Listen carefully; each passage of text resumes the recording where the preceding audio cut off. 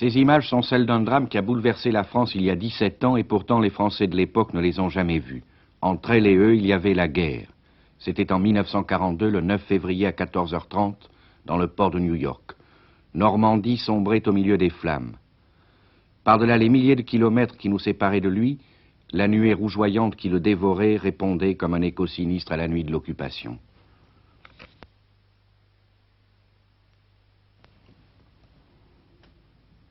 17 ans plus tard, au large d'une île japonaise pour les besoins d'un film, une caméra qui probablement n'avait pas de cœur faisait jouer à son tour à l'île de France son dernier rôle, celui de sa propre mort. La fiction dévorait la réalité.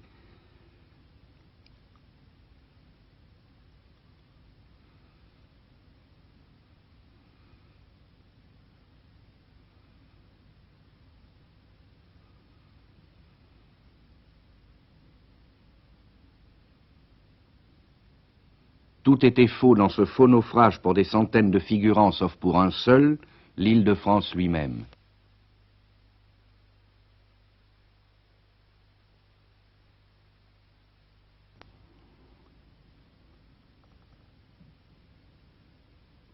Aujourd'hui, sur les chantiers de Pénoët, un nouveau transatlantique français s'apprête à prendre la relève. C'est le France. Il a gardé un peu du nom de l'île de France et beaucoup de la silhouette du Normandie. Pour les ouvriers qui le construisent, chaque minute compte. 300 passagers ont déjà retenu leur cabine au bureau de la transatlantique pour son premier voyage, qui aura lieu sans doute en 1960. Cette tôle, rivée à beaucoup d'autres, mettra 5 jours pour relier Le Havre à New York.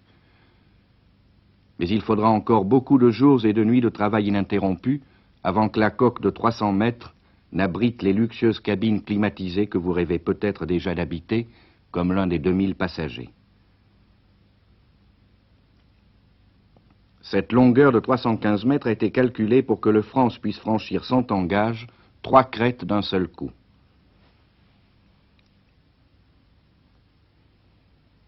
Huit chaudières assureront aux France une vitesse supérieure à celle du Normandie qui avait 32 chaudières.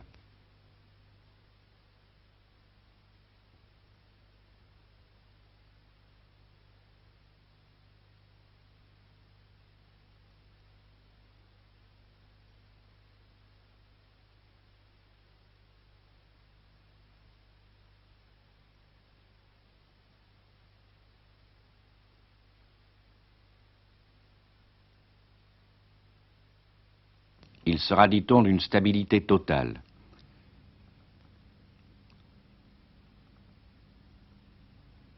Et c'est par ces fenêtres qui ressemblent à des écrans de télévision que vous verrez peut-être un jour prochain défiler comme un lent panoramique le port de New York. Le jour maintenant assez proche, où cette carcasse de fer encore piquée par la rouille ressemblera à ça.